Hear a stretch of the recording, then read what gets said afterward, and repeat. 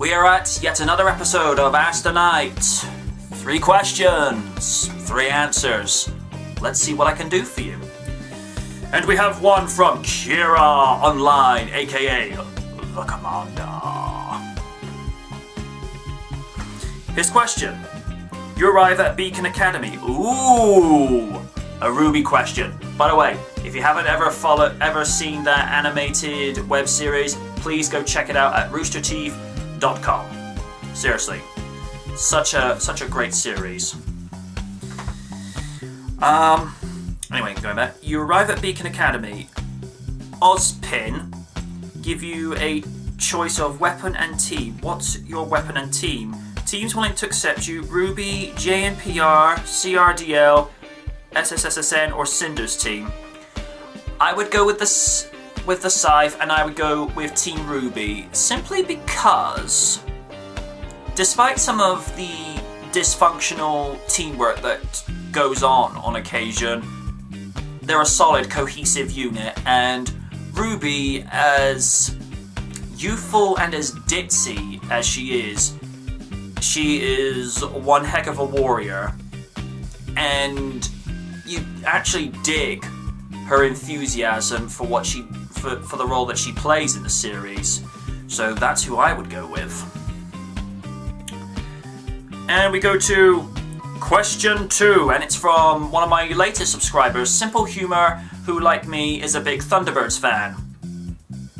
Welcome aboard, sir. And oddly enough, it's a question about Thunderbirds. What's your favourite Thunderbird craft, and why?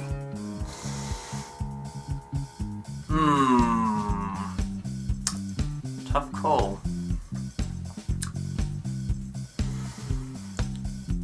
If I have to pick, and this is real hard to do, I'd say Thunderbirds 1 and 2, but I lean towards Thunderbird 2. And I think it's more or less everyone's favourite Thunderbird because of the fact that you never knew what vehicles you were going to get in the pods.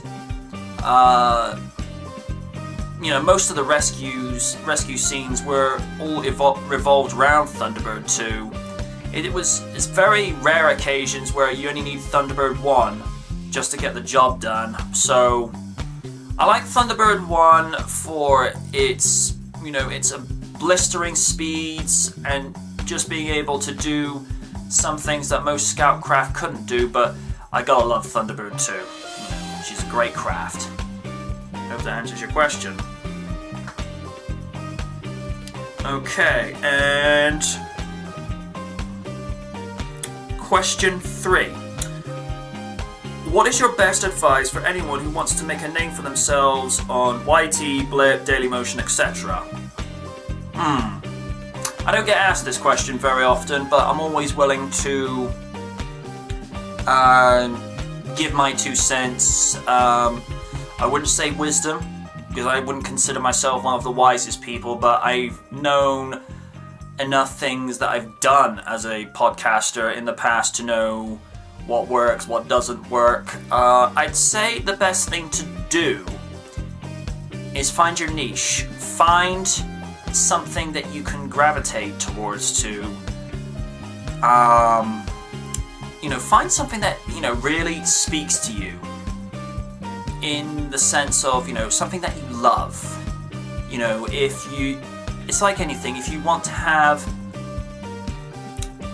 love video games and comedy, try to find a way to combine the two. Just, first and foremost, whatever you do these projects, find something where it's just an extension of your personality. Don't try to be, something that's completely polar opposite. I mean, yes, by all means, find something that allows you to step out of your comfort zone and do something different, purely just to show that you've got range and you don't want to be seen as a one-trick pony. I mean, not to go on a tangent, this is one of the reasons, and it's probably one of the reasons that the choice kind of got made for me, was for so many years I was a voice for the online Knight Rider community with Nightwatch. And I think once Knight Rider SG was cancelled, it was a case of, what am I going to do? You know, I could have gone back and reviewed more and more episodes from the G1 series, but there was such a limited shelf life to that. I mean, yeah, I haven't reviewed every single episode of Knight Rider, and there always is the possibility I could go back one day and start doing that, but sometimes when choices are kind of taken out of your hands, you have to just learn to either fold or you adapt and move on to something else, and I chose to move on. That's why I still continue to review movies. I went back to reviewing video games as and when I could, because video games aren't cheap. But then there's other little things, you know, going on to do these Q&A podcasts, going to review Gotham, or, you know, doing as I'm doing now, you know,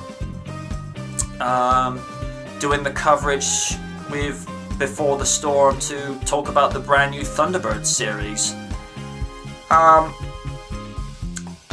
And I'm going to relay a simple piece of advice that Chloe Moretz said in one interview that she was doing for One magazine, which was also of a photo shoot, is find something you love and work hard at it. Just, you know, and that is solid advice. And, you know, I've got every bit of comfortability or, you know, just at ease to say, you know, that girl is way smarter than me. And I'm able to say that because I'm just a humble guy, you know. I'm able to admit when somebody's done something better than me, or someone is able to impress me to such a degree that I'm like, hey, that's beyond my reach of capabilities. And it's like I say, if you find something you love, work hard at it, and more importantly, like I say, just be you. Be an extension of your personality. Think of it in the sense of, and WWE fans will get this, the Stone Cold persona is just an extension of what Steve Austin did. It's just a case of being yourself, but turn the volume up. Because MJ Knight as a persona, it's just an extension of who I am. I mean, normally I'm very chill, very relaxed, just kind of, I'm one of those guys that